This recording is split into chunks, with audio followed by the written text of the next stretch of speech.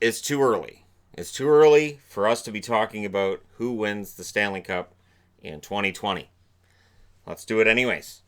Now, when you're looking at who might or might not win the Stanley Cup, now the way I did it before, I had all the logos on the board and I just pulled them off one by one by one, with kind of a these guys aren't going to do it, these guys aren't going to do it, which was kind of fun, but I don't want to do that today because I don't want to be picking them all up off the floor. So that being said, I don't want to create a game of 52 pickup for myself. What stupid idea was this? Anyways, this might be one of those things that me from the future wants to stop me from doing, but it's okay. Downvotes are not the end of the world. They happen, and anytime I give my opinion, you will see a lot of downvotes, because that's kind of how that works. Your opinion is invalid. Here's a downvote. So, and I get it, because for fans of any team on this board, that's your baby, that's your favorite. You love the idea that they're going to win something soon. And so when some dolt standing in front of a bunch of jerseys says, I don't think they're going to win it, you're like, ooh, what? You don't know what you're talking about. Now, all that preamble aside, when you're looking at who's going to win the Stanley Cup, the obvious choices would be, you've got St. Louis, who won the Stanley Cup last year. Now, it is very difficult to win back-to-back, and a team that found out was Washington. But to me, having won the Stanley Cup, keeping your team together, I'll give St. Louis that top-tier spot. I'll give Washington a top-tier spot for the fact that they won the Cup in 2018. They went out in 7 in the first round in 2019, and that's not going to sit well with Ovechkin and the rest of the guys. And their team is all together, and with Holtby and Backstrom being up this next summer, this might be kind of a year that they look at and they go, all right, we're going to get this done, because we don't know what's going to happen after. We don't know if we're going to be able to keep the band together, so we kind of have to do this. Now, for me, Tampa is top tier as well, and I know people are going to take issue with that. And I thought it was funny too, because I've looked at power rankings now across a few different sites in the offseason, and everybody's got Tampa at number 1. I'm not the only one that has Tampa at number 1, so I feel okay about that. Almost everyone's got Tampa at number 1, so I feel okay about that. But while we all kind of ridicule Tampa for being out in 4 in the first round after winning the President's Trophy, you know what? Tampa, they were in the Stanley Cup final in 2015. There's still players left from that roster. And while it's easy to point fingers and say, well, they aren't any good, I remember that same feeling in the mid-90s about the Red Wings. I remember thinking these Red Wings are never going to win anything when we called them the Detroit Dead Things. And then all of a sudden, they did. Now, you've got your tier of most likely, and then you've got your next tier of, yeah, maybe. So I would put Pittsburgh in that. Now, for people who watch my power rankings, you're going to be like, but you have Pittsburgh at 16. Right. Which means playoffs. And in the playoffs, as underdogs, don't count out the Penguins. I think part of what's happened is, I think that there's, I'm not going to say laziness, but I think this year's playoffs, they just didn't seem very into it, for lack of a better way of putting it. And I think there's going to be some desire to fix that. And when you've got Crosby and Malkin down the middle, as long as they're both healthy, and as long as they maintain their level of play. And I know people will say, oh, whatever. But Crosby's going into his 15th season. And most players at 15 seasons, you'll start to see a dip. There will be a gradual falling off. And, you know, I don't think we're that far away with Crosby from seeing at least somewhat of a drop in his play. He's not going to play till he's 80. So, and I apologize for people who thought he was going to play till he's 80. In that next category as well, I'm going to throw in Colorado. The biggest caveat with Colorado is, to me, if they're going to put Byram in the lineup right away, it's how easily and how quickly he fits in and he excels at the NHL level. And Grubauer. A lot of it's going to come down to how well Grubauer plays in net. It looks like Francouz will probably be the backup. And if Grubauer is able to build on the playoffs that he just finished a couple months ago now, but the playoffs that he just had, Colorado absolutely can make a run in these playoffs. Calgary, I'll put them in that category as well. Calgary needs to show they can do it 2 years in a row. They won the West. They had a great season, and then they went out kind of meekly in the first round against Colorado. And then they took Mike Smith, who was arguably the best player they had in the 4 losses they took, and they replaced him with Cam Talbot, who is coming off of an absolutely brutal season that he had, split between Edmonton and Philly. And I always find it strange too that people will say, well, it's gonna be fine, everything will be fine. But Philly, a team that needed a backup goaltender, decided to stick with Elliott rather than go with Talbot, and I always think that's kind of telling. And we'll come to another example of that at some point too. Dallas I'll put in this category as well. I know there's people who are all excited about Pavelski and Perry.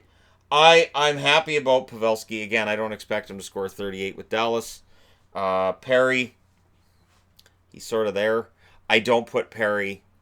I don't think Perry bounces back and has a huge offensive season. I just don't think he has it in him. And then also in this category, I want to put Boston in this category. I don't know that they can go on another run like that, though. A lot of that core is north of 30. It's going to get harder every year to do that. I kind of had the feeling with the 2019 team, this was probably their last kick at the can. And I did state that throughout the playoffs that I felt like this was probably their last shot. That being said, they went to the finals, they went to Game 7, and so I'll put them in that next tier. I'm trying to think if there's anybody else I would throw in that tier. I'll throw Vegas in that tier based on Vegas having one of the best top 6s in the league.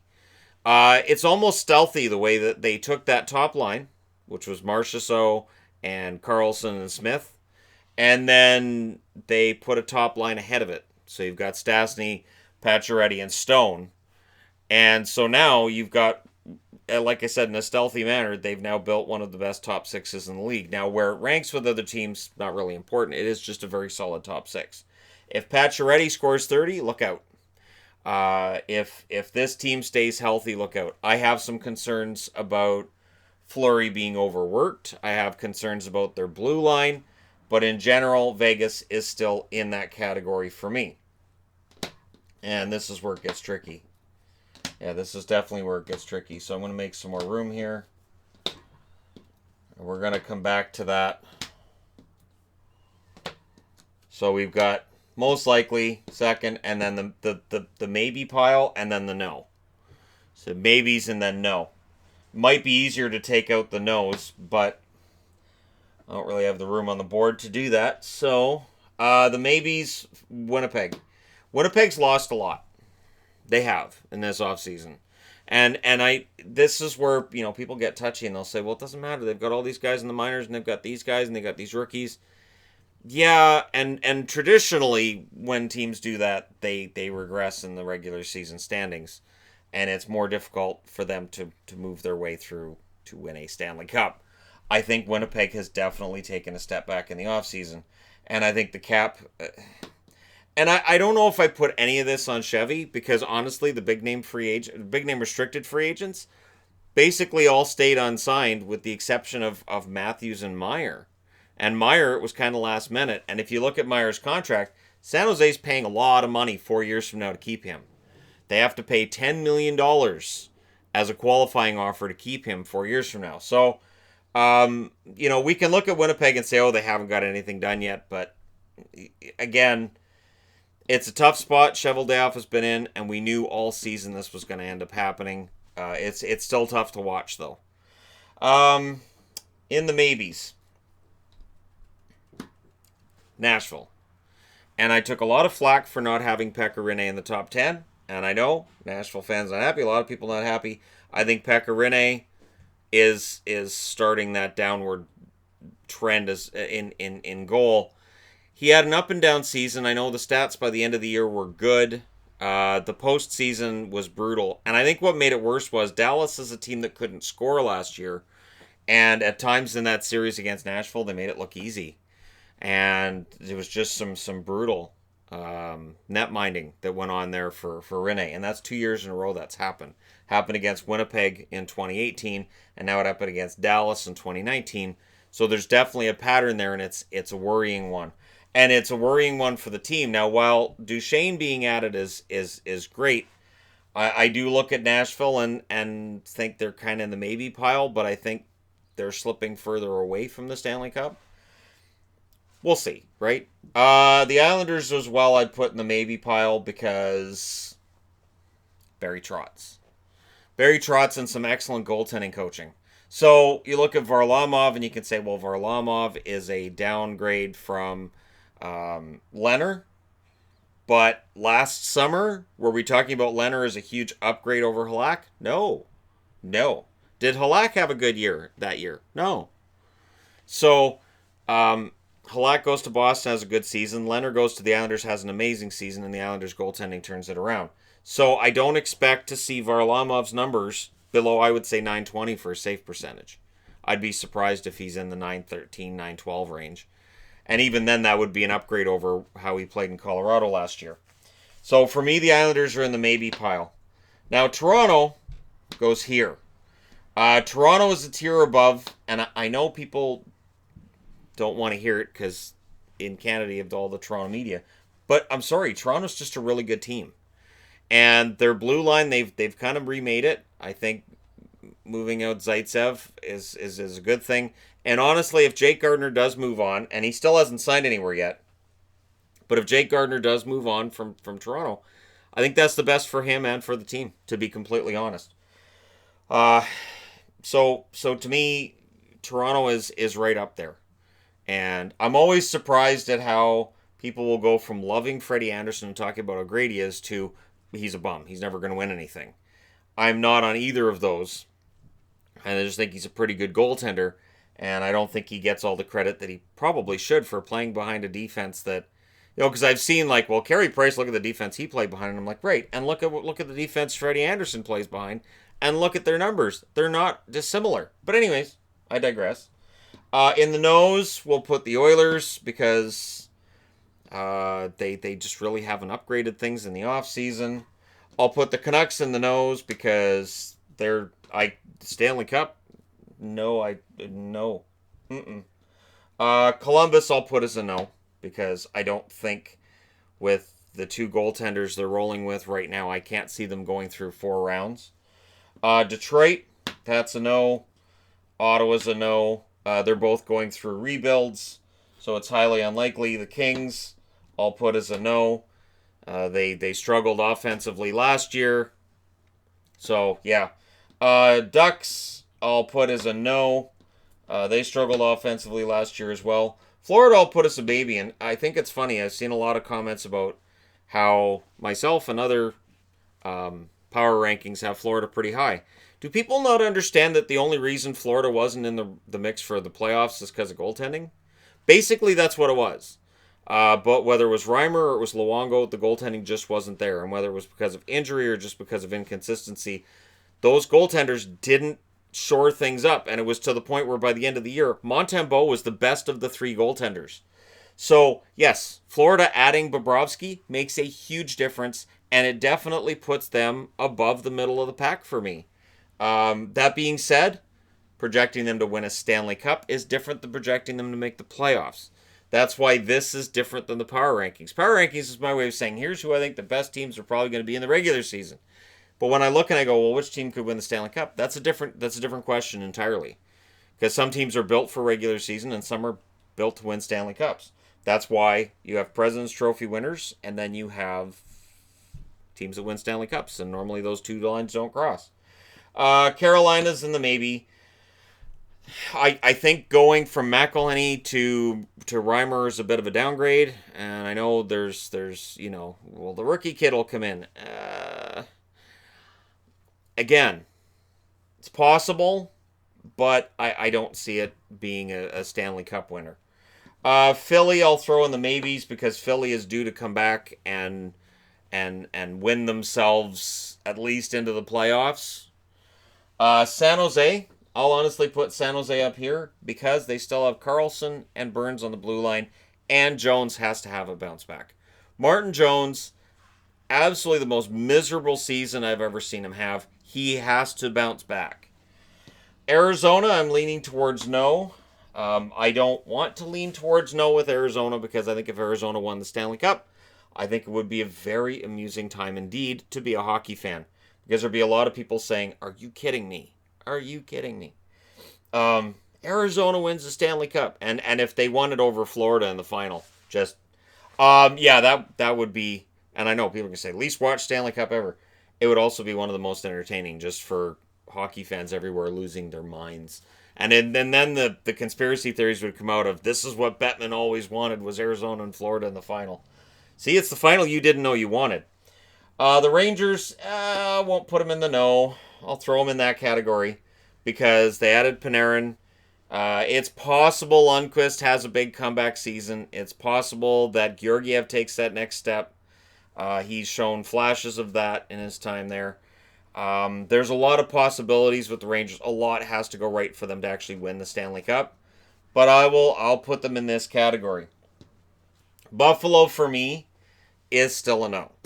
And they're still a no because they haven't made the playoffs in, it's what, 8 seasons since they made the playoffs? I think it's 8 or 9 seasons since they made the playoffs. Projecting them to win the Stanley Cup, you look and you go, okay, so is Carter Hutton or Linus Ullmark the one leading the way? Remember, I'm not talking about making the playoffs. Playoffs, you might be able to eke out playoffs with that Buffalo roster. Maybe one of their goalies gets hot and gets them there. But winning 4 rounds of a playoff, I can't see Buffalo being in that category. Chicago, I never rule out Chicago entirely, so I'll throw them in the maybes because you got Taves, you got Kane. They added Leonard. If Leonard can bring some of what he learned from the New York Islanders over to Chicago, this team could be really, really dangerous. This is one of those dark horse teams. In a Central Division that's pretty even from top to bottom, this is a team to watch. Minnesota, I will throw them in the no category, and I will apologize to Minnesota Wild fans, and I'll explain why.